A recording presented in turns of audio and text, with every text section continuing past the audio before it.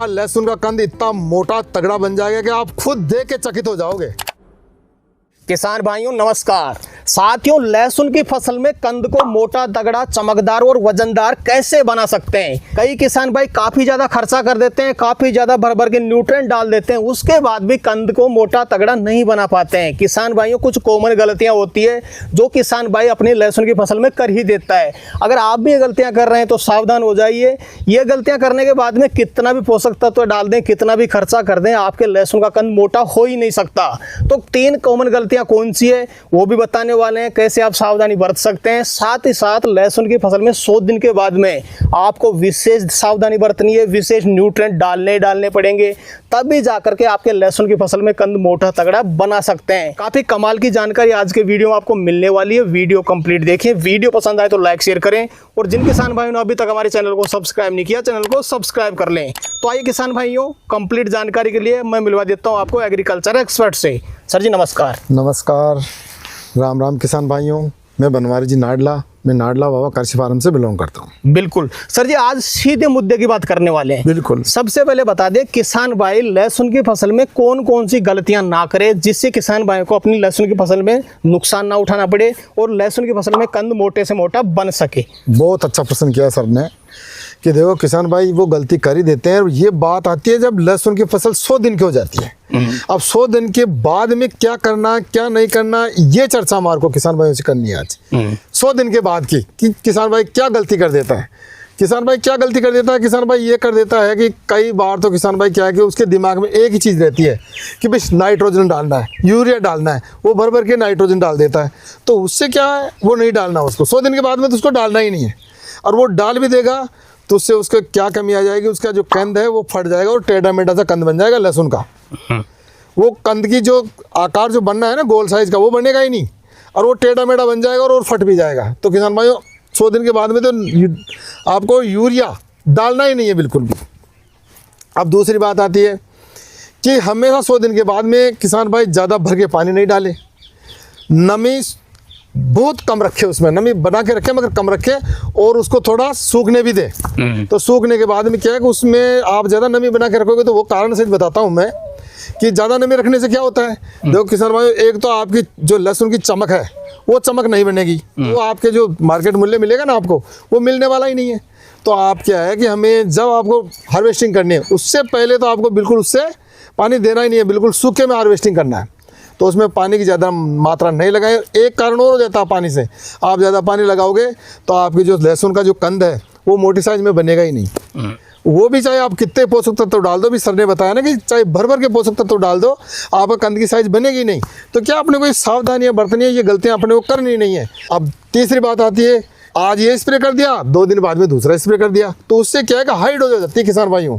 जो पोषक तत्वों का तो स्प्रे होता है, तो हाई डोज होने के कारण आपके पत्ते जलने के चांस रहते हैं। तो कभी भी स्प्रे करो तो कभी कम से कम 15 दिन 20 दिन का गैप करना चाहिए हमेशा, फिर आपको स्प्रे करना चाहिए पोषक तत्वों का भी। बिल्कुल सर, ये तो हो गई सावधानी और गलतियां जिनका किसान भाई को विशेष ध्यान रखना ही रखना है। सर जी 100 दिन के बाद में किसान भाई चाहता है कि यार मेरी लहसुन का कंद मोटे से मोटा बने, तगड़ा से तगड़ा बने, वजनदार बने, चमकदार बने, तो किसान भाई क्या डाल सकता है, क्या डालने की रिक्वायरमेंट रहेगी, एक बार वो बता दें आप। बिल्कुल बिल्कुल। देखो किसान भाइयों, बात चल रही है 100 दिन के बाद की। अब इसमें किसान भाई क्या डालें। वैसे तो मेरे किसान भाई सब समझदार है, उन्होंने अच्छे पोषक तत्व तो डाल रखे हैं समय पे, उनकी फसल भी अच्छी है। मगर जो किसान भाई डाल दिए 100 दिन से पहले, उनको भी डालना है, और जो नहीं डाले उनको भी 100 दिन के बाद में ये चीज़ डालनी है। जो ये हम फार्मूला बता रहे हैं, ये ज़बरदस्त फार्मूला है, इसको आपको करना ही करना है। बिल्कुल। तो वो किसान भाई भी डालें। तो हम बताएंगे सबसे पहले कि माइक्रो न्यूट्रिएंट का स्प्रे करना है।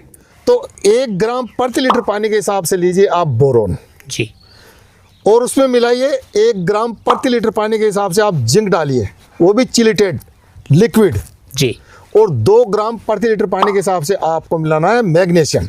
इनका सबका मिश्रण कर लीजिए प्रति लीटर पानी के हिसाब से। इनको आपस में मिला के प्रति लीटर पानी के हिसाब से आप इसका स्प्रे करिए। स्प्रे करने से क्या है कि आपके जो पत्तियां भोजन बनाती है ना, वो अच्छी तरीके से बना पाएगी और जड़ को देगी और जड़ उसको संग्रह करेगी।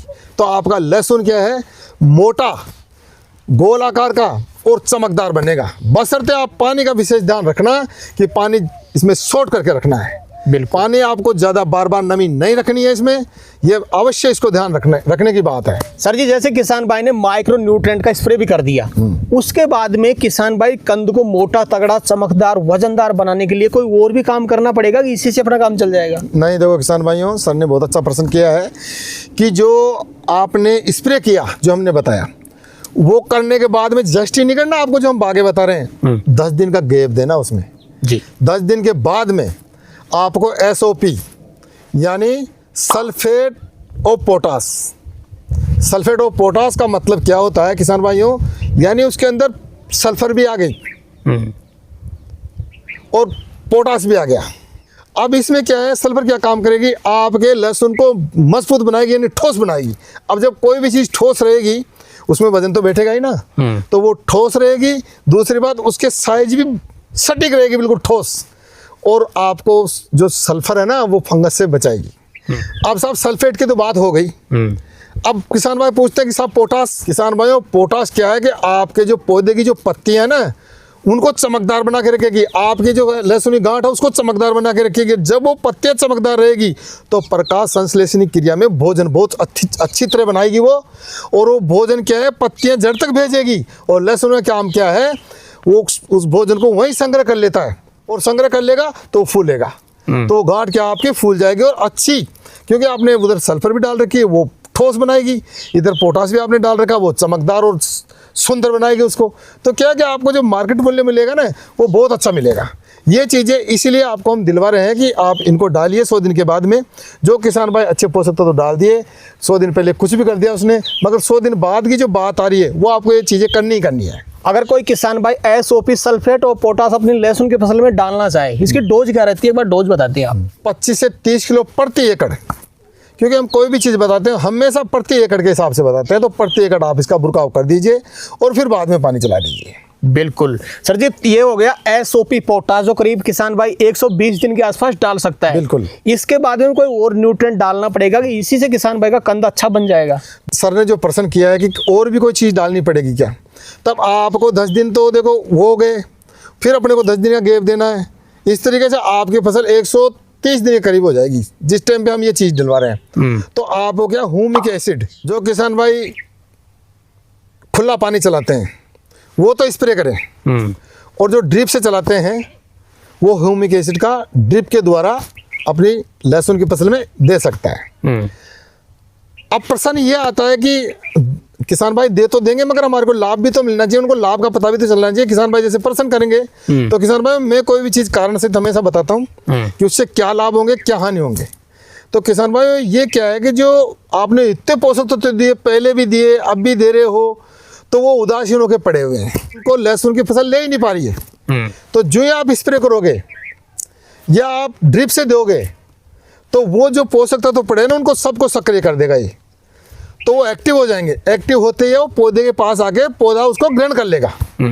या फिर एक काम और काम करता है, ह्यूमिक एसिड आपकी जड़ों का विकास करता है। तो जो पोषक तत्व आपकी जड़ों के पास नहीं आ पाया तो जड़ें ग्रोथ करके उस पोषक तत्वों के पास पहुंच जाती है जहां वो पड़ा है, तो उसको वो जड़ क्या ग्रहण कर लेती है। तो आपको बिना पोषक तत्व दिए ही वो जितने भी पोषक तत्व बेकार पड़े हैं, जो उदासीन होकर पड़े हैं, वो सारे पोषक तत्व आपके लहसुन की फसल को लग जाएंगे।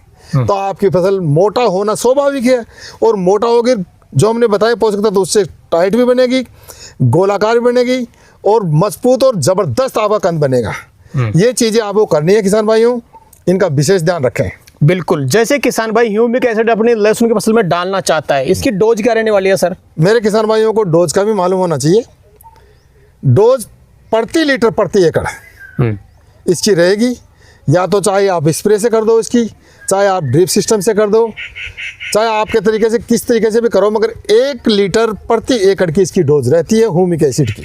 बिल्कुल। और ये बहुत अच्छा काम करता है। जितने भी आपके पोषक तत्व तो पड़े ना पहले जमीन के अंदर जो आपने दिए वो आपके फसल में काम नहीं आ रहे हैं, आपकी लहसुन की फसल में काम आ रहे ही नहीं है, उदासीन पड़े हैं, उनको सबको एक्टिव कर देगी और जड़ों का विकास कर देगी। तो वहाँ तक वो पहुँच जाएगी और आपका लहसुन जो कंद है वो चमकदार और मोटा और जबरदस्त बन जाएगा। बिल्कुल सर। तो सर जी वीडियो के अंत में कोई विशेष चीज आप किसान भाई को अपनी तरफ से बताना चाहें तो बता सकते हैं। बिल्कुल। देखो किसान भाइयों, जो हमने चीज़ें बताई है वो सारी समय के अनुसार कौन से समय पे कौन सी डोज लगाएं और कितने दिन के बाद में कौन सी पोषक तत्व डालें, ये सारी चीज़ें हमने नियमानुसार बताई है।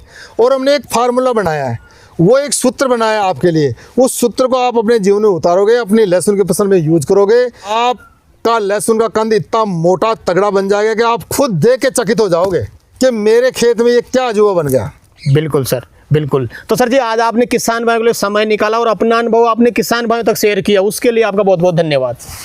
तो किसान भाइयों, इसी बात पे जय जवान जय किसान और राम राम भी, राधे राधे भी। बिल्कुल। तो किसान भाइयों, जानकारी कैसी लगी हमें कमेंट करके जरूर बताएं। वीडियो पसंद आए तो वीडियो को लाइक करें, शेयर करें और चैनल पर पहली बार आए तो चैनल को सब्सक्राइब जरूर करें। तो किसान भाइयों, आज के लिए इतना ही, मिलते हैं नए वीडियो में। तब तक के लिए जय जवान जय किसान। जय जवान जय किसान।